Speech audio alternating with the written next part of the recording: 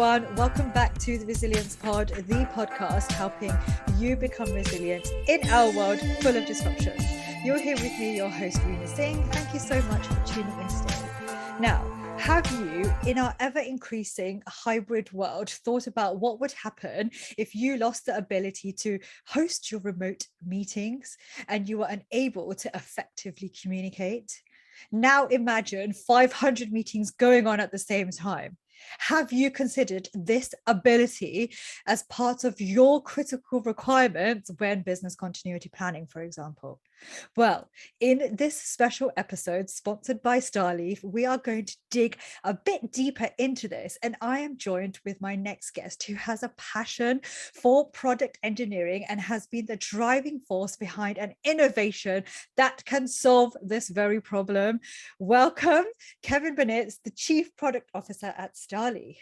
Welcome. Hi, Reena. Thanks so much for having us on. We're really excited to be able to tell you and your listeners about StarLeaf and about StarLeaf Standby. Yeah, me too. Very excited and welcome aboard. It's great to have you here. So, Kevin, let's get straight into it because, as my introduction alluded to, this is something that I wonder if a lot of us have been thinking about. But before we kind of find out the solution and get into the nitty-gritty, I want to focus on my first question, which is there has been a shift in resilience in the compliance landscape. Like, what does this mean and why is communication essential to this? Yeah, I mean, it's a really good question. Obviously with the pandemic, the working world has changed massively. You know, whereas 2.5, 3 years ago, video conferencing, messaging, solutions like Teams and WebEx and Zoom were used extensively in business, but they weren't critical to how the business is run. But that's changed. That's changed as remote hybrid working has become embedded in the way businesses work. It's become part of business processes, and there's a massive reliance on these tools. And just by the nature of these tools, there's often a reliance on a single vendor, and that could be a single vendor for all of your communications, all of your email, all of your calendars, all of your file storage. And enterprises need to consider how are they going to cope, how are they going to plan, how are they going to plan around the risks associated with such a concentrated risk, with a single vendor.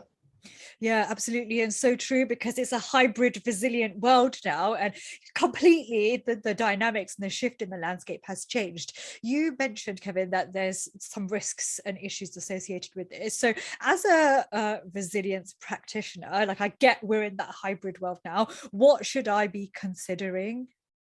So I think, again, I'm not the expert like you are on being a resilience practitioner, but I do understand one of the big things that you look at is when there are incidents, when planning for critical issues, a big part of that is communications, and you're planning the communications, you're planning who's going to be communicated with at particular times. And tell me if I'm wrong, but that's my understanding, a big part of what needs to be worked out. But in today's world, I think people need to think about how they're going to communicate. In the past, you would have been in the same office or you would have been near each other, but that's not necessarily the case today. And there's this, as we said before, a massive reliance on communication tools. Often these communication tools are tools which the enterprises themselves don't own, they're hosted elsewhere. And the companies, enterprises need to consider what the plans are for those tools, what are the backup plans there. And often people do think that they have a plan. They have thought it through a little bit. They've, for example, bought licenses in a different tool. They tell people, well, if our main communication platform goes down, we'll use our mobile phones, or we'll use WhatsApp, or other tools, but they haven't necessarily considered the length and breadth of what that really means. So, for example, if all of your meetings, your main meeting platform goes down, and you've got other meeting tools with licenses ready, well, actually, how are those meetings going to be rescheduled? Who knows what meeting was going to be run? And, there can be thousands or hundreds, thousands, tens of thousands of meetings ongoing. We've actually got quite a cool stat from looking at our customers.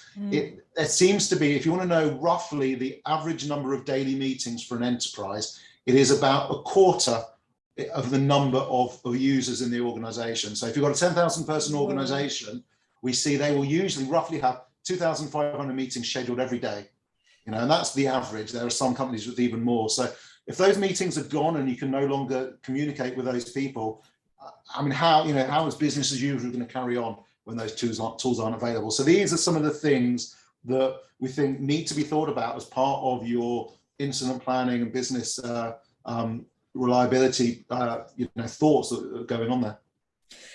You raised such a good point there, that I like that stat, like, a quarter of the meetings are taking place, which is true. We've been dealing with it for the past 2 and a bit years, and some of the stuff that we're doing as practitioners, so all practitioners here, you're going to have to agree with me, we've had to shift from face-to-face workshops specifically for business continuity to like doing everything online. And what if we can't do that? Have we even thought about this being critical? Something that I hadn't really thought about in as much depth probably, or thought it was a big deal because I thought, it's never going to go down, or it's always going to be there. So something really insightful, and a question back to you guys who are watching us or listening: what does it look like for you? Like, have you got something that can deal with this? Have you even identified it as critical, as I said in my introduction? And like Kevin raises a really important point here, that we are doing a lot of meetings virtually, so this is really important.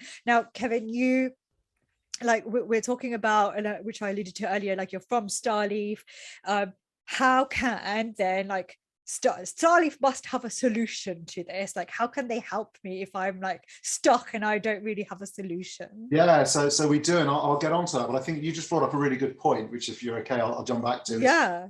People haven't thought necessarily about this problem, and I think one of the reasons why is people are they're happy to rely on, say, Microsoft or Zoom or WebEx, and we don't see wild scale outages on them. That's not, they are reliable platforms, but it's not just about that platform necessarily itself being unavailable. There's many other things, as other risks that could mean a company loses access to those platforms. If it's a cyber attack, on a company, a ransomware attack, well, probably the first thing you do is turn off access to your main tools where, that may be compromised. It could be a supply chain problem. We saw a few months ago in Germany, German companies lost access to Teams. And it wasn't Microsoft's fault. There was a routing problem on the German internet that just took out access to Teams in Germany.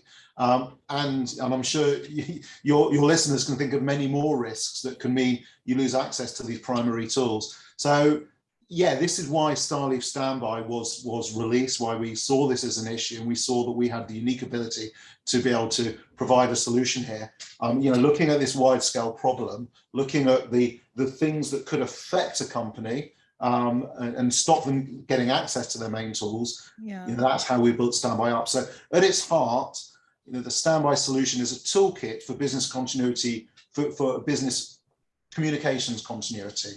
So we've got many tools in that toolkit, and I guess the one of the main ones, the real USP that we have, is the ability at a single click of a button to be able to fail over all of the company's meetings from the primary platform, whether it's Teams, whether it's Zoom, whether it's WebEx. And actually, often we see companies who are using all three throughout different parts of the company.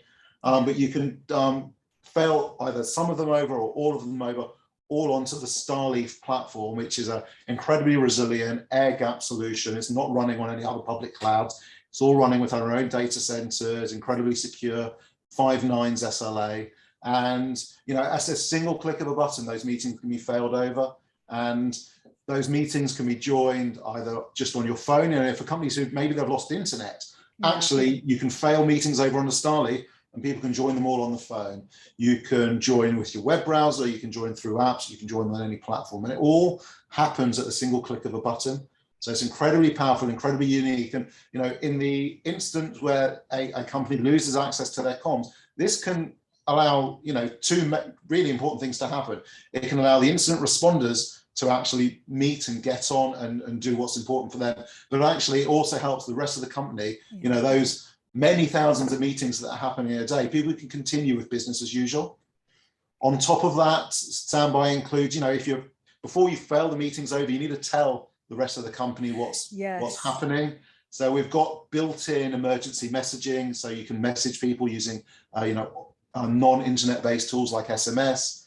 And we've then also got a really powerful tool, again, because we connect directly in to your Microsoft directory before any outage. What we're continuously doing, as well as keeping snapshots of those meetings so we can fail them over, we're also keeping snapshots of your Active Directory, because what we often see is in the instance where there's an incident where you lose access to your communications tools, one of the big problems is people don't know people's contact details. They've lost them. You know, maybe they've got some of them on their mobile phone, some of them in WhatsApp, some of them written down. Maybe you've been really good and you've printed out a directory, but maybe other people haven't. So another core part of the solution is we're continuously taking snapshots of a company's directory, such that when everything goes offline and you have no access to your regular comms, your regular directory, the company administrators, but also the end users can actually go in and they can look through the directory and find who they need to communicate with. They can find, because it's the Active Directory, it's got people's roles, it's got their department, their contact phone numbers, as well as email addresses. Now, maybe the email addresses can't be used, but there's many different ways of contacting them. And we give, but you can't do that without the directory. And another part of that is we also give access to snapshots back in time. So if the directory has been compromised because of a cyber attack, the administrators can go back in time to a directory that is clean. So we really, with this set of tools, we're really giving the ability to business to continue as usual. And then there's also tools there for the incident responders to be able to get on with responding to the incident. So you can set up instant meetings, instant conference bridges, as we call them, where you can choose the set of incident responders, just send them out a message, an SMS, if everything else is offline, and they can click on a link and be in a call together, so they can actually get on and respond, while the other parts of standby allow the business to continue as usual. I love that, Kevin, because first of all, there's thousands of meetings going on. I don't remember other people's phone numbers. I barely remember my own. Yeah, exactly. And I don't remember my work number or anybody else's. So that's a really interesting point there, that you're copying that Active Directory. But also I've seen the platform, so I like how it mirrors my calendar as well, because I'm not going to remember how many meetings I have for the rest of the day or in 2 days' time and who it was with, unless I'm looking at the calendar. So I really like that the failover part is quite interesting, where it's exactly the same meeting replicated and you just click on the button and go and use the bridge. So that's quite interesting. And guys, have you thought about this? Have you do you have a backup for this if you're working in business continuity, the field? My fellow practitioners out there, what's going on? Have you been in this situation? Have you got a solution?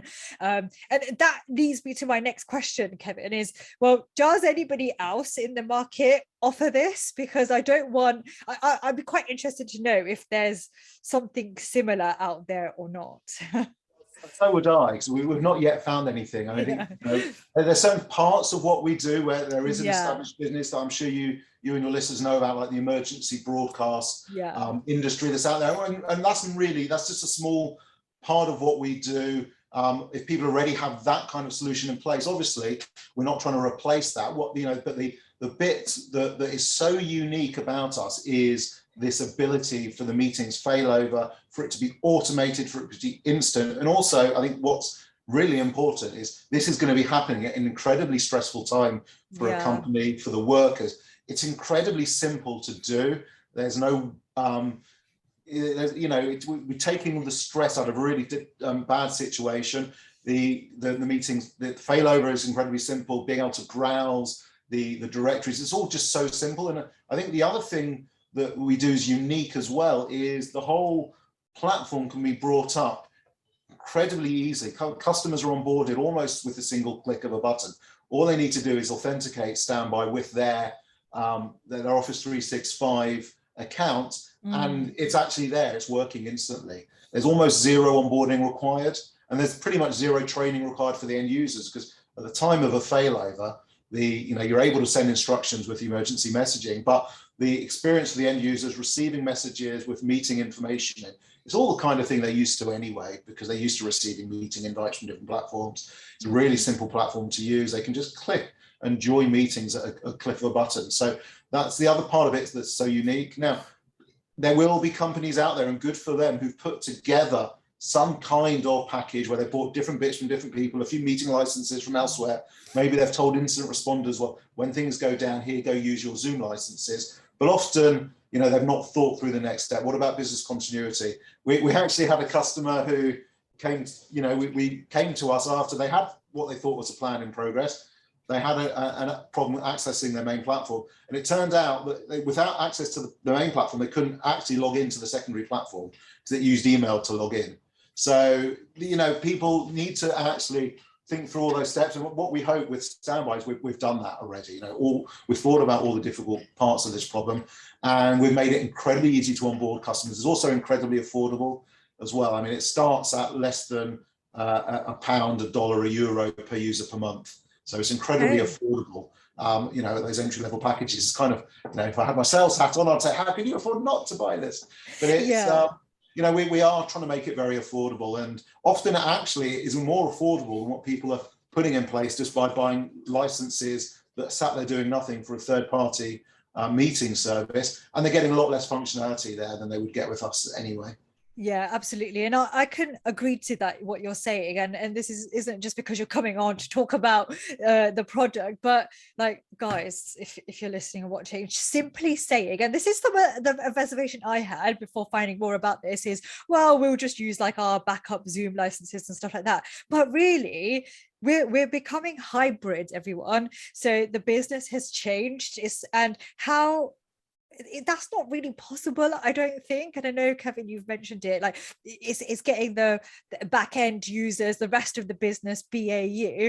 Well, through this whole pandemic, there's been organizations where they haven't really they've had to kind of continue their whole business regardless of whether the pandemic was taking place or not. And the criticalities for business continuity, yes, there were critical teams who got priority, but what about everybody else? Like, they had to continue too. And because we are becoming more hybrid, this is a solution that we should really be considering, because then it's not going to be acceptable to say, oh yeah, I didn't know what meetings I had because I couldn't access it. It's like, well, why aren't we thinking about it? So I want to reinforce what Kevin is saying to all of you, practitioner to practitioner, really, is to start these conversations in your organizations. And we know that actually no one else probably is offering that at the moment, and if they are, then let me know and let Kevin know, and let's get let's compare and see. Okay, moving on from that, there's one thing, Kevin, in our industry that is like the forefront of resilience practitioners, and that is regulations. And then there's the Bank of England regulations coming in force like next month, in March. These requirements are going to be on people's mind, and they want something that's going to help them meet it. So how can StarLeaf, the product, help our practitioners with this? Yeah, I think it's a really good question, and I know it's a lot of work for the banks, I'm sure for your listeners, but I think it's, as a consumer, I'm really pleased that the FCA are pushing on this, because I'd like to think that these institutions are keeping my data and my money safe, and it is a really complicated and far more complicated world out there. So I think my reading of these regulations, it's obviously it's incumbent on these institutions to ensure that they're putting in place plans that their critical services are protected and are resilient. And to back any of that up, again, as I think we mentioned earlier, it's really important to have really good communications plans in place.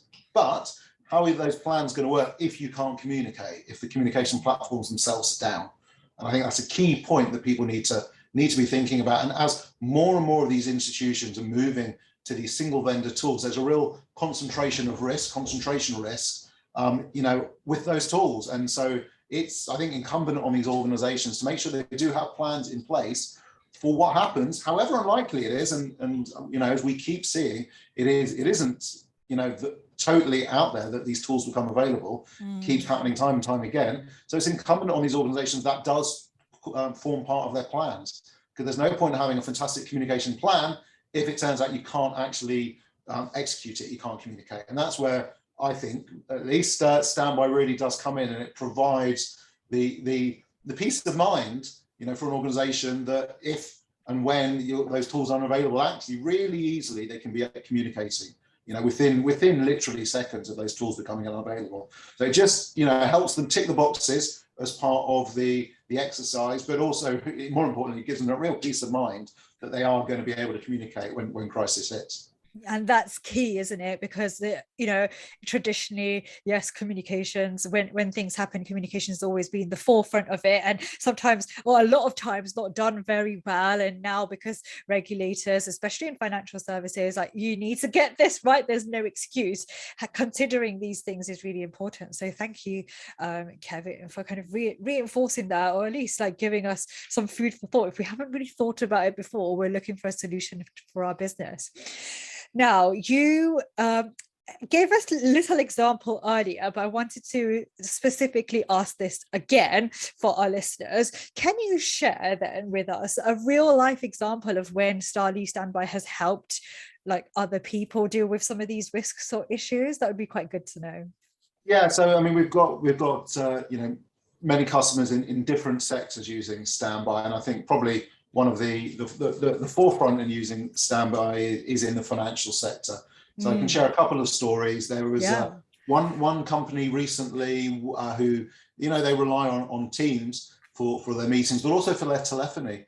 And when there was an outage I can't remember how widespread the hit was, but it was definitely in the UK and possibly elsewhere in Europe, but there was an outage of part of Teams, not the whole thing, where some customers were unable to access their telephony.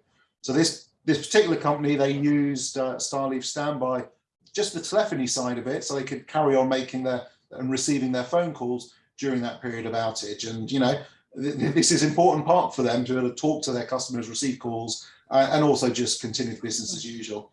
And there, we've had other customers who have used us for the meetings failover when they've had to just disable for a short period of time their access to their primary service, because they were concerned that there may have been a breach. Actually, luckily for now, most customers that are on StarLeaf haven't had a real breach yet.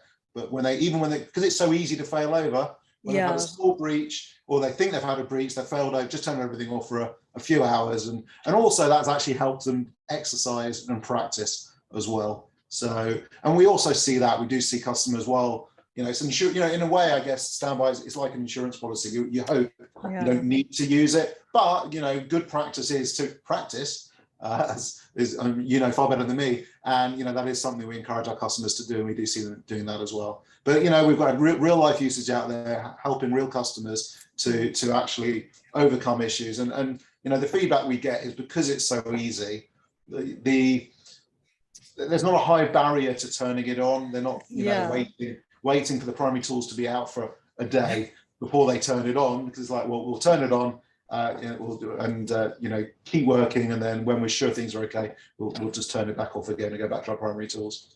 Yeah, and I think that's really key to understand there, folks, if you're watching us or listening, is that it doesn't need to be dramatic. It seems that it's quite easy to implement, because if you're anything like me and have gone through the pain of implementing a new tool, we like easy, and then just easier to use is always a win for anyone, really. So that's thank you, Kevin. That's quite good to know. Now, before we kind of wrap this up, because it's been quite fast paced and we've learned a lot about it, I want to draw and kind of reflect on some of the things that you've said for the audience, and really ask the question to the audience.